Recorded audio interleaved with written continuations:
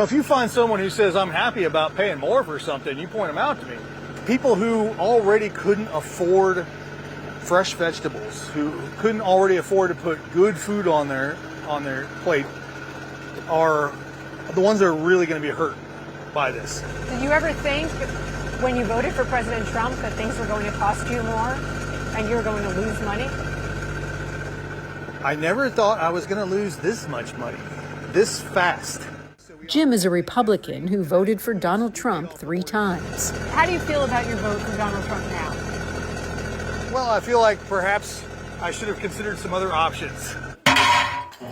Among other things, Jim imports packaging supplies for his honey, so he's paying real close attention to the tariffs Trump just put in place. We just bought our year's supply of bottles from Taiwan and our year's supply of corks from Portugal about 3 weeks ago. So that would have been, another $5,000 or $6,000 out of my pocket.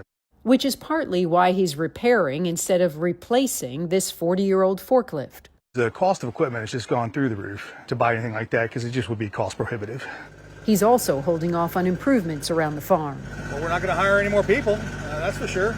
It's more than just the tariffs. For the past 2 years, Jim has been selling honey to the federal government, which then provides it to schools and food banks. But after Donald Trump took office, the USDA cut those programs suddenly as part of the federal government's effort to streamline spending. For a lot of other local farmers around here, it was a major source of reliable revenue. For me, it's going to cost me around $150,000 a year. $150,000? Yeah, roughly 50% of my revenue. That's a huge hit. That's a massive hit. Not far from Jim's farm, we found other Trump supporters who give the president high marks on tariffs. How do you feel about the tariffs? Well, I feel like for years we've been getting ripped off, and why not make it fair? 0-0. And I think Trump was upfront about it. He said we're going to hurt some now. I think some of the countries they're already starting to come around. It's going to be good. I really believe that. You have faith in Trump? Yes, I do. I think he's doing the right thing. In order for us to get back where we need to be, he needs to get the money somewhere, and they're charging us. Why not charge them? Back at Jim's farm, though, still plenty of worry. He says raw honey is considered a luxury good, similar to organic vegetables. As prices rise, I don't know what that's going to do to consumer spending. Trump paused the majority of the tariffs for 90 days after we'd left Jim's farm.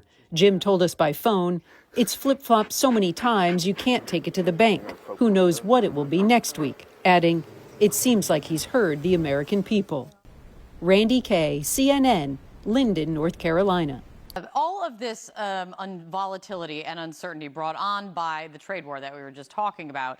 You've got China announcing it's raising retaliatory tariffs on U.S. goods from 84% to 25%. That coming after President Trump hiked the rate of Chinese goods, the rate on Chinese goods coming into America from 104% now to 145%. All of that, creating so much uncertainty, is having a real and immediate impact on businesses big and small across the country. One small business owner joined us on the show just yesterday describing how the daily chaos and the changes in policy have left her with no good options.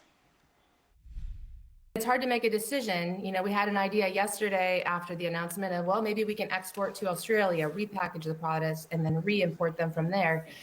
But because policy changes every 36 hours or so, I don't want to make that decision and make that move only for something else to change in just a couple more days. I'm paralyzed. I can't even make a decision right now. Paralyzed. Another big area of concern is what this means for American farmers, of course. China is, among other things, the biggest export market for American soybeans. China bought 52% of American soybean exports last year, throwing American soybean farmers, understandably, into a whole new level of uncertainty right now. And joining me right now is Scott Metzger. He's a soybean farmer out of Ohio, also serves on the board of directors for the American Soybean Association. Scott, thank you very much for waking up and taking time to speak with me this morning. This change, I was looking forward to getting your take yesterday afternoon, and now we have this new change overnight coming from China announcing 125% tariff on all U.S. goods coming in. That includes on soybeans. What does this tariff on this new level of tariff on your produce mean for you? Good morning, Kate. Yeah, it's an alarming concern. With the tighter farm economy that we're in now, the tariffs are just adding issues to problems that we already have. We want to. It's just making it more complex and making it harder to make decisions on what we need to do. I've heard the word complex from a couple farmers actually as well. It's already a complicated situation, and now it's becoming even more complex. I mean, you're, I believe, a sixth-generation farmer, farming with your brother and cousins. How does this moment feel for you? Well, we never have, going back to 2018. We really haven't recovered from the tariff trade wars back then, and we were probably 40% higher on soybean prices back then, and the farm economy in general was a lot better back then. So you go forward to now with what we are, and a lot tighter farm economy, and complex, and adding these tariffs to it, it makes things really, really difficult.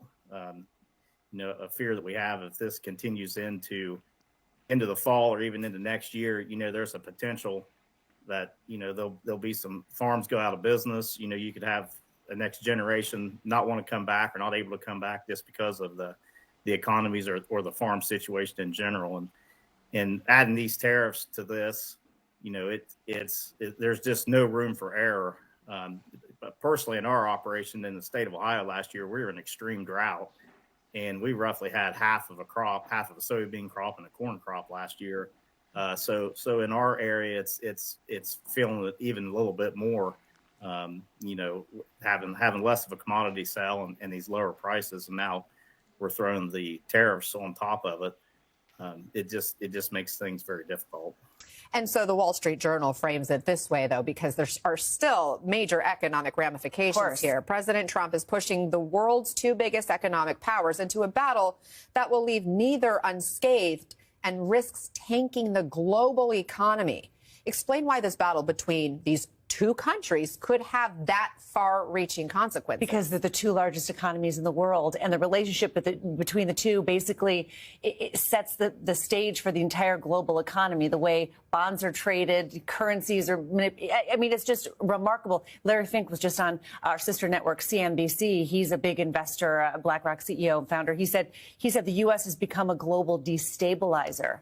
A global destabilizer. Wow. The United States for 80 years was the global stabilizer. Right, was the stabilizer. The opposite is happening now. So we're seeing big movements in the dollar down 5 days in a row. Look at the bond market. There was a bond market freak out earlier this week. And all this might sound like arcane, financial market stuff, but it really matters to the interest rates we pay, the level of the stock market, where our retirement savings are, and the prices we pay at the grocery store and for cars, and even the availability of jobs. So it all matters right now. And so, Martha, J.P. Morgan Chase is still predicting a recession this year, calling the Trump tariffs the largest tax hike since World War II. That's even after the revised tariffs. You and the Yale Budget Lab have been calculating the impact of these tariffs on Americans. So bring us the details. How much more are people going to be paying?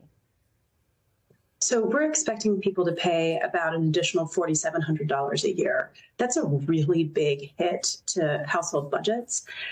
At this point, it's not even clear that that's the biggest risk, right? It's the uncertainty that all of this is creating. $4,700 a year. Okay, so how does that break down? What specific goods will have people feeling that sticker shock? Yeah, I mean, the biggest thing is going to be clothing. We really don't make clothes in the United States anymore. And so the sticker shock that you're going to see when your kids outgrow clothes and you need to go buy them soon is going to be incredibly high. Food also going to get much more expensive. We import a lot of food. Right. And we're looking at this graphic that came from your calculations at the Yale Budget Lab that really does highlight the increase in expenses for a number of different products.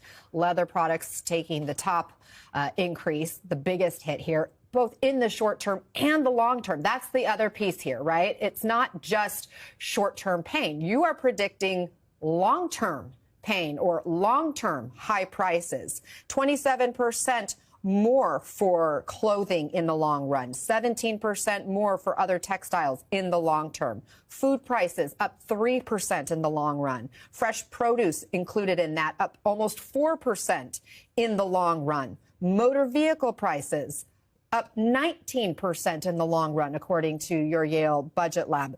That is shocking, Martha. And at this point, President Trump, he hasn't backtracked on the Chinese tariffs, but he has wiggled and maneuvered so many other times along the way. Over the course of several weeks, frankly, his officials have said so many different things this week alone. I wonder, what is the impact on U.S.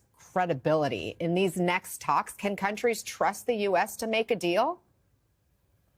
I think that what you're seeing in the markets is reflecting people starting to realize that the U.S. is not going to be a stable partner anymore. We put out an analysis last May saying that markets were underpricing the probability of increased political risk in the United States, and that could have real implications on markets. And I think you are finally starting people to see that this is our new reality, that the U.S. is just a much more politically risky place than it used to be. And look, I do this too. I'm guilty of this, maybe more than most. Of like trying to make some things too complicated. And look, politics can be complicated. Discussions about why people choose the politicians they do can be complicated. But sometimes, guys, it's just about like raw who's going to give me a better outcome personally. I'm not saying that's how I vote.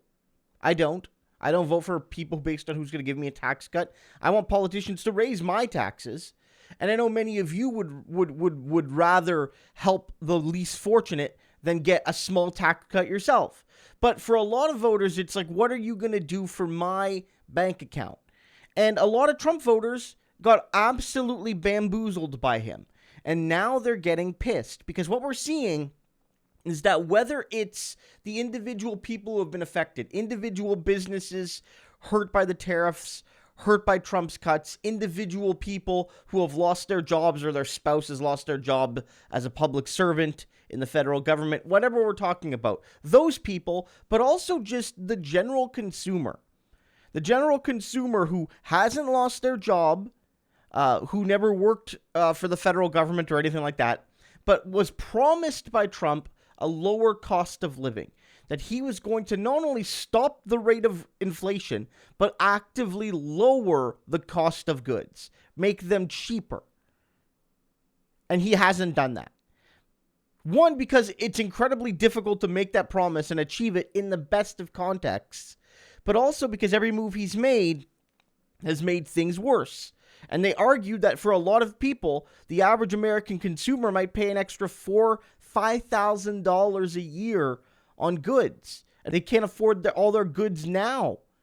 How are they going to afford an extra $5,000? And so Trump has lied to the people that made him president, the swing voter who voted for him based on that lie, and they are furious.